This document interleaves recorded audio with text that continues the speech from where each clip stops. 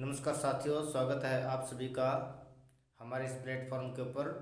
जिसके अंदर हम हमेशा से बात करते हैं अपने भारतीय इस परिवेश की, जिसके अंदर राजनीतिक परिवेश आता है, सामाजिक परिवेश आता है और आर्थिक परिवेश आता है। और जिसके अंदर हम भारत के इतिहास, उसके पीछे जितना भी कुछ हुआ है, उसमें जो घटित हुई घटनाएं हैं, उन सभी के ऊपर हम लोग व्यापक चर्चा करते हैं। और साथ ही साथ हम इसके ऊपर विचार किया करते हैं कि हमारे भारतीय जो लोग हैं और उनमें जो दुखों का जो प्रचंड प्रवाह जो हमेशा बहता रहता है, जो कि दुखों की चपेट में हमेशा हमारे समाज के लोग रहते हैं, भारत के लोग रहते हैं, और क्या उनका वास्तविक कारण क्या है और किस वजह से वो लोग ज़्यादा दुखी रहते हैं, इसके पीछे क्या कारण है, इनके ऊपर भी हम लोग हमेशा से चर्चा किया करते हैं। तो साथियों, उसी कड़ी में हम आपके सामने उपस्थित हैं और मैं महावीर बोल रहा हूं। साथियों,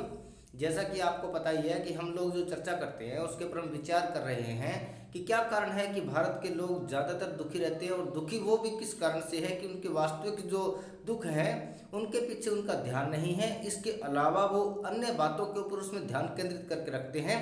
क्या कारण है कि वो दुखों के ऊपर अपना ध्यान पूरी तरह से लगा नहीं पाते हैं,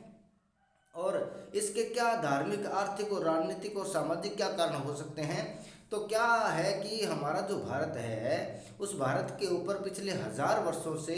ऐसी ऐसी ताकतों ने यहाँ पर राज कर लिया, शासन कर लिया, जिस वजह से यहाँ के भारतीयों का जो मूल कल्चर था वह छिन्न भिन्न हो चुका है। और भारत के मूल कल्चर के छिन्न भिन्न होने के कारण भारत के अंदर जो विभिन्न प्रकार की भ्रांतियाँ उत्पन्न हो रही हैं, उनसे जो आप लोगों के सामने जो दुख प्रकट होते हैं, लोग उन दुखों के ऊपर सचेतता नहीं रखते हैं, लोग उन दुखों के ऊपर अपना ध्यान केंद्रित नहीं कर पाते हैं। इसकी बजाय वो उल्टी दिशा में अपने ध्यान को लगा देते हैं। जैसे कि बहुत से लोगों के घरों में आम जो दुख होते हैं वो उनके खुद के द्वारा परिकलित किए हुए होते हैं, वो उनके खुद के द्वारा ईजाद किए हुए होते हैं, लेकिन फिर भी वो उनके ऊपर ध्यान नहीं देते हैं। बजाय वो उन लोगों के पास चले जाते हैं जिन लोगों को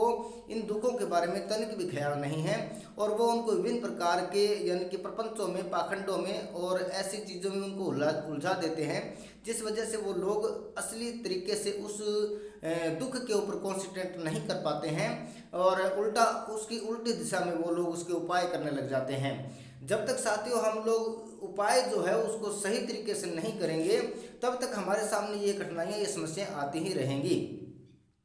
तो मेरा यही निवेदन है आप सभी साथियों से, यदि आप चाहते हो कि दुखों से निवारण हो जाए और घरों में किसी प्रकार का संकट कष्ट न आए, तो उसके लिए आपको ज़रूरी है कि इस वीडियोज़ को पूरे आखिर तक सुने, और एक ही वीडियोज़ को नहीं, हमारे इस चैनल पर चलाई जा रही सभी प्रकार की वीडियोज़ आपको सुनना चाहिए, उनको समझना चाहिए। और मैं गारंटी इसीलिए ले रहा हूँ कि एक आप लोग यदि 6 माह तक लगातार इन वीडियोस को सुन लेते हो, हमारे चैनल को सब्सक्राइब कर लेते हो, ताकि आपके पास हमारी प्रत्येक वीडियो आती रहे, आप किसी भी वीडियो से चूके नहीं। तो साथियों, आपसे फिर मैं एक बार यही कहता हूँ कि वादा रहेगा मेरा आप लोगों से कि आप उन सभी प्रकार की तकलीफ़ों से, सभी प्रकार के कष्टों से दूर हो जाओगे। क्यों हो जाओगे? क्योंकि इसकी मैं गारंटी दे रहा हूँ, और इसके पीछे तथ्य आप लोगों को बताऊंगा, इसके पीछे कारण आप लोगों को बताऊंगा, और पूरे प्रमाणिक और ठोस कारण आपके सामने प्रस्तुत करूंगा, जो कि दुखों के निमित्त कारण हैं। ऐसा ही नहीं है कि किसी भी प्रकार के दुख के लिए मैं कोई भी कारण बता दूंगा, नहीं, ऐसा बिल्कुल नहीं है। आप लोगों के सामने जो भी कारण प्रस्तुत करूंगा उसके बिल्कुल तथ्य होंगे, फैक्ट होंगे, और उसके ऊपर आप उसकी जांच परख करके भी देख सकते हो।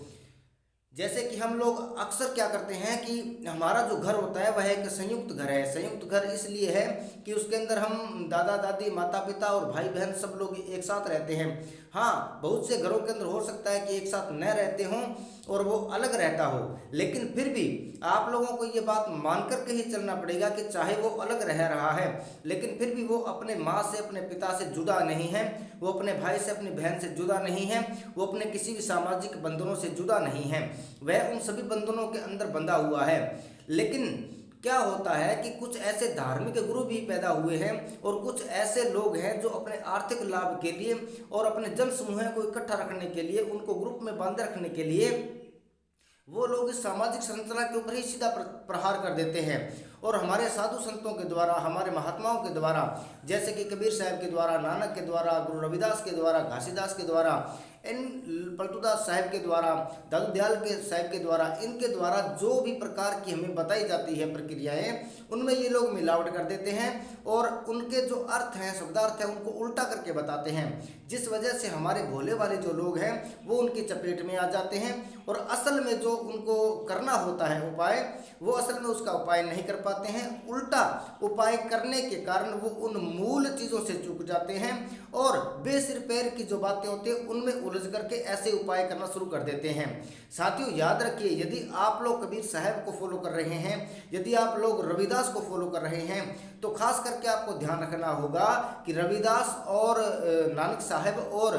कबीर साहब ये तीनों शिरोमणि संत हैं हमारे भारत के, और भारत ही नहीं विश्व के सभी स्थानों पर इन लोगों को विशेष करके माना जाता है। इसका कारण यही है कि इन्होंने अपने पूरे जीवन पर दुखों के जो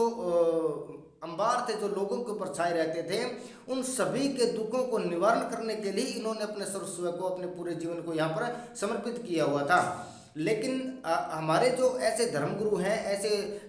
कथावाचक प्रचारक जो लोग हैं, उन्होंने उनके जो शब्द हैं उनके साथ खिलवाड़ कर दिया और उन शब्दों के जो सही शब्दार्थ थे उनको न बता करके और अपनी आवश्यकता अनुसार जो उनको खुद को वो शब्द ज़्यादा लाभ देने वाले थे, उन्होंने सिर्फ उन्हीं शब्दों को रखा और उन्हीं शब्दों को आगे प्रचार में लेकर के आ गए, जैसे कि कथावाचक करता है, और उन शब्दों के पीछे जो गहरे अर्थ थे उन गहरे अर्थों को प्रकट न करके और उन्होंने उनके जो ऊपरी अर्थ थे, जो कि बिल्कुल सरसरी नज़रों से जो देखे गए अर्थ थे, उन अर्थों को ही उन लोगों ने हमारे सामने प्रेषित कर दिया, जिस वजह से हमारे भोले भाले जो लोग हैं, जो बेचारे इन लोगों को पौराणिकता की वजह से, इनकी प्रामाणिकता की वजह से इन संतों महात्माओं को मानते थे, इन लोगों ने अपने शब्द जाल में उन लोगों को फंसा लिया और फिर अब उनका ये प्रचार वैसा ही किए जा रहे हैं। तो एक तो कारण साथियों ये रहा कि हम हमारे जो संत महात्मा जो भी हैं, जो हमारे पूर्वज हैं, जो हमारे बुजुर्ग हैं, जो जिन्होंने हमें रास्ता दिया था, हम उस रास्ते को छोड़ करके अन्य दूसरे रास्ते पर चलने लग गए हैं। इस वजह से हमारे सामने ये विभिन्न प्रकार के दुख प्रकट हो रहे हैं। तो हमें इन दुखों से छुटकारा पाने के लिए हमारे जो पूर्वजों के, बुजुर्गों के जो असली राह था, जो असली सच्ची जो राह थी, हमें उसी राह के ऊपर वापस लौटना पड़ेगा, तब जाकर के कहीं हम इन विभिन्न प्रकार के दुखों से छुटकारा पा सकते हैं। अभी साथियों बहुत सी बातें आप लोगों के साथ शेयर करना चाहता हूं। यदि आप लोग चाहते हैं कि आपको सभी प्रकार के इन विषयों के ऊपर चर्चा की जाए, व्यापक चर्चा की जाए, तो इसके लिए मुझे इंतजार रहेगा आप लोगों के कमेंट का, आपकी राय का। तो साथियों मुझे राय दीजिए, मत दीजिए, अपना कमेंट प्रेषित कीजिए और वीडियो को ज़्यादा से ज़्यादा शेयर कीजिए ताकि लोगों के सामने यह वीडियो जा सके और हमारे जनमानस का पूरे तरीके से भला हो सके। साथियों आप लोगों ने अपना जो अमूल्य समय मुझे दिया, इसके लिए मैं आप सभी का फिर से एक बार धन्यवाद करता हूँ। सत साहेब, नमो बुद्धाय। और यदि मैं कहूँ कि नानक साहब की विजय हो, यदि मैं कहूँ कि रविदास जी की विजय हो, यदि मैं कहूँ कि सभी संतों महापुरुषों की जो भी भारत में जन्मे हैं, उन सभी की जय हो जिन्होंने कि मानवता के लिए भले का काम किया है। धन्यवाद साथियों।